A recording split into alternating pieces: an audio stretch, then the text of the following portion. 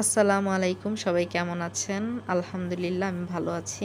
আজকে আপনাদেরকে আমার মাটির ছোট চুলায় রান্না করে দেখাবো। এটা একদমই ছোট।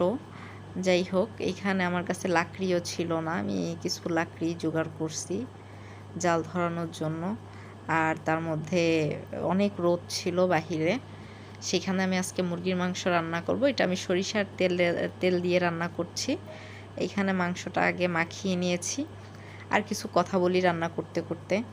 আমার এই ছোট ছোট জিনিস খুব ভালো লাগে। বাচ্চাদের ছোট যেমন খেলনা রান্না করার এগুলোও ভালো লাগে। এই যে ছোট চুলাটা, এটাও আমি বানাইছি। খুবই ছোট এই চুলাটা।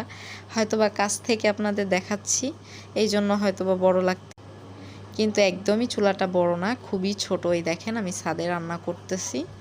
খুবই রোদ ছিল। এখন সেই পেঁয়াজের মধ্যে আমি চিকেনটা দিয়ে দিছি। পেঁয়াজ সহকারে চিকেনটাকে আমি কিছু সময় রান্না করব, কষিয়ে নিব। এখন এখানে আমি অন্যান্য মশলা দিয়ে দিছি। এটা আমি অফ ক্যামেরায় দিছি, আপনারা দেখেন। এখানে দিছি আমি হচ্ছে আদা, রসুন, জিরা, দেন অন্যান্য আর কি মশলা, গুঁড়া মশলা দিছি কিছুটা, গরম মশলা যেটা আমার নিজের ঘরে বানানো। এখানে এখন দিয়ে দিচ্ছি আলু দিয়ে এটাকে আমি আরও বেশি করে কষাবো অনেকটা সময় ধরে।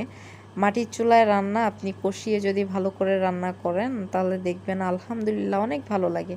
ভাই আমার মনে হয় অনেক অনেক রান্না দেখছেন এরকম ছোট চুলায়, মাটির চুলায়, মানে এইভাবে রান্নাটা খুব কম মানুষই হয়তো দেখছেন। এই রান্নাটা মানে কি বলবো, আমার খুবই ভালো লাগছে। কারণ হচ্ছে যে আমি শখ করে এই ছোট্ট চুলায় যে রান্না করতে পারছি।